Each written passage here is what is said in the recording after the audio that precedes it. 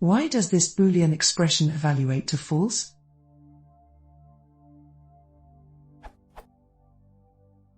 Can someone explain to me why the Python interpreter evaluates this expression to be false? I would expect that 1 in 1 would evaluate to true, and obviously true equals true would be true. However, this isn't what happens, the expression is false. Why does this happen?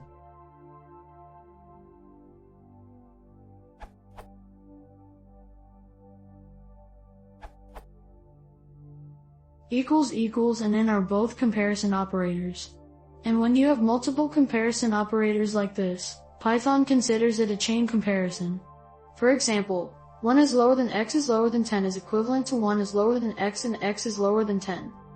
In your case, 1 in 1 equals true is equivalent to 1 in 1 and 1 equals true, which evaluates to false.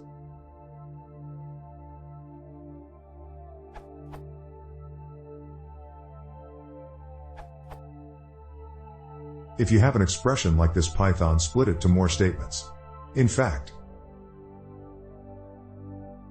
right side is false since 1 not equal true and whole sentence is false.